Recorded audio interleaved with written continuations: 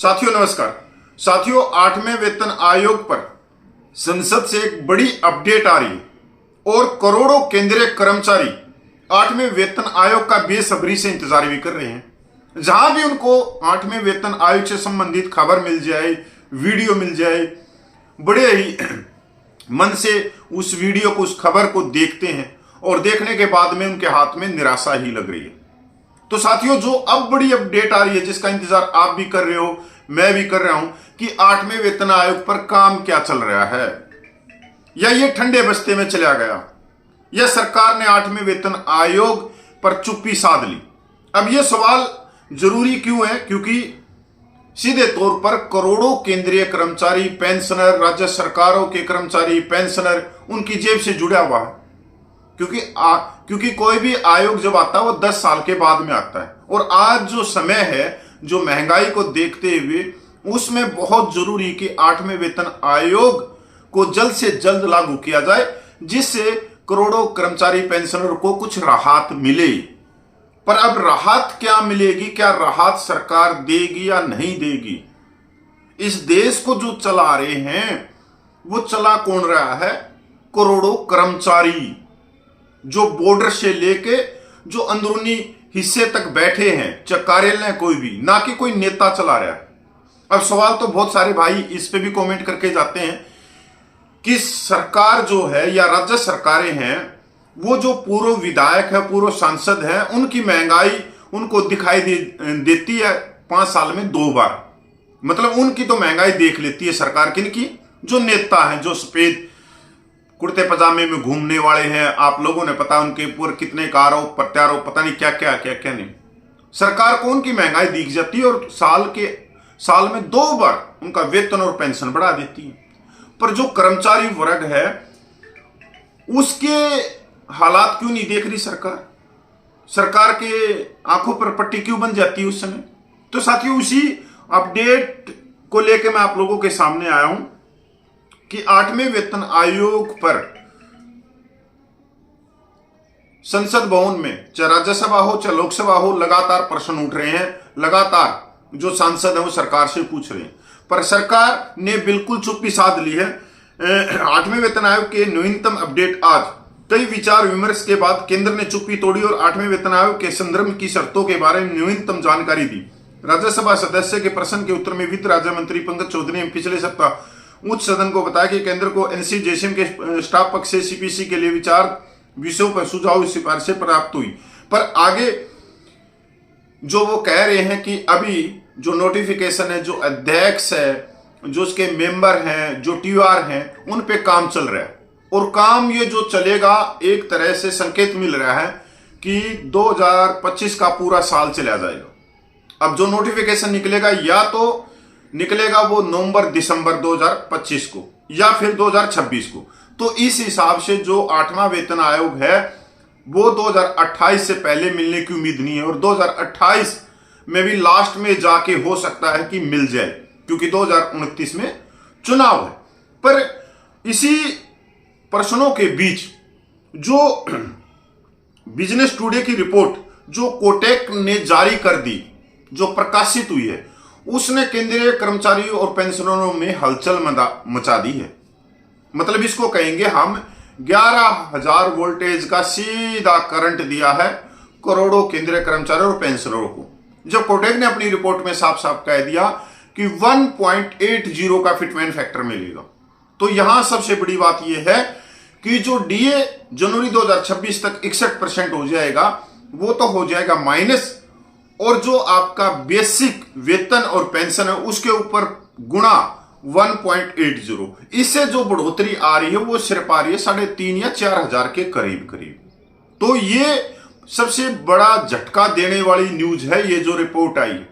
और 1.80 अगर fitment factor रहेगा तो अभी तक के रिकॉर्ड में, कि भाई 1973 के बाद में जितने पे कमीशन आए हैं उनमें सबसे कम फिटमेंट फैक्टर ये होगा, और सबसे कम वेतन और पेंशन की बढ़ोतरी होगी। इससे पहले 7 पे कमीशन में सबसे कम वेतन और पेंशन की बढ़ोतरी हुई थी 1973 के बाद में।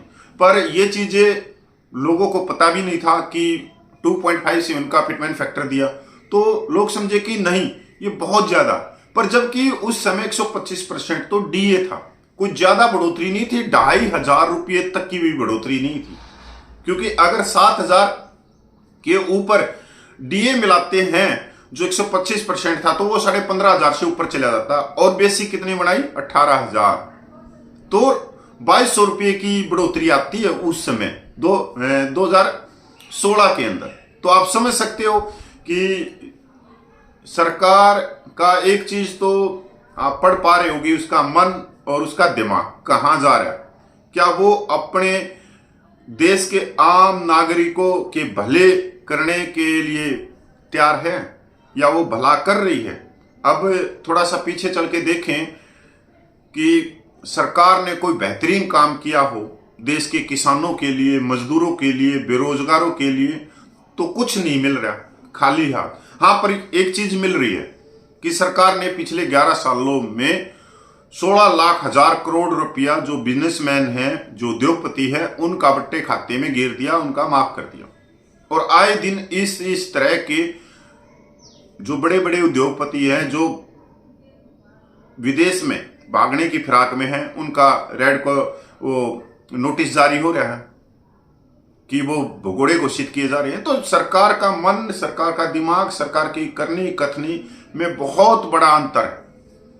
दूसरा, जो गोदी मीडिया का जो प्रभाव है, गोदी मीडिया ने जो एक गोलधारा बना दिया कि उससे ज्यादा हम देख ही नहीं पा रहे, क्योंकि जो गोदी मीडिया करोड़ों केंद्रीय कर्मचारियों को दिखा रही है, हमारी दिमाग वहीं पे लगा हुआ।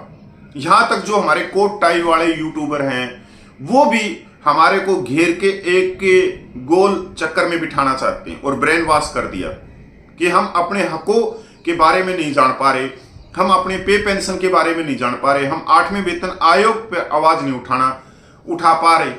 क्योंकि सरकार तो 8वें वेतन आयोग की घोषणा करके सो भी गई, चुप्पी भी आ गई और ठंडे बस्ते में भी चला गया 8वां वेतन आयोग।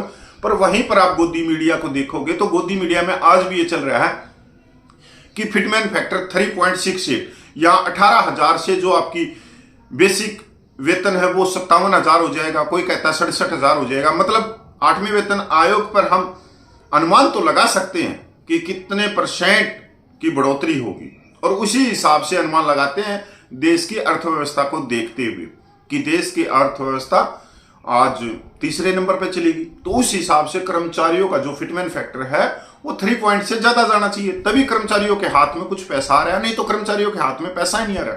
हम बात तो कर रहे हैं 1.80 की कोटेक की रिपोर्ट की, पर अगर मैं बात करूं कि 2.28 2.57 फिटमेंट फैक्टर की, तब भी कर्मचारियों के पास में कोई पैसा आ भी नहीं रहा, सिर्फ 7-8 हजार रुपए की बढ़ोतरी। पर वहीं पर गोदी मीडिया और यूट्यूबर को टाई वाले 2.28 के फिटमेंट फैक्टर से भी गुणा करने पर बल्ले बल्ले बता रहे हैं। कर्मचारियों की खुशखबरी, कर्मचारियों का जैकपॉट लग गया, कर्मचारियों की लॉटरी निकल गई। यहां तक जो कोटेक की रिपोर्ट है 1.80, उसको भी इन्होंने बोर्ड के ऊपर लिख दिया कि फलाने आदमी की ये बेसिक पेंशन है, फलाने आदमी की ये है, 1.80 से उसकी बेसिक यहां हो जाएगी और उसकी बल्ले बल्ले हो जाएगी।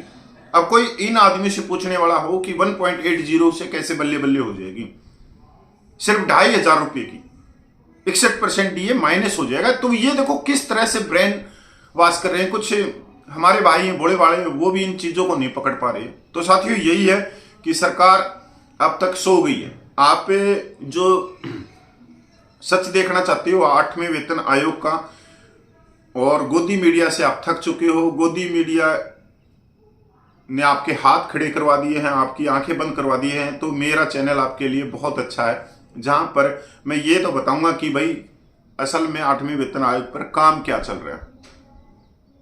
मैं यहां आपका फिटमेंट फैक्टर तय करने के लिए नहीं आया, सिर्फ ये कि 8वें वेतन आयोग पर काम क्या चल रहा है और रिपोर्ट क्या आ रही है, क्योंकि जो भी रिपोर्ट आती है विशेषज्ञों की वो बहुत महत्वपूर्ण होती है।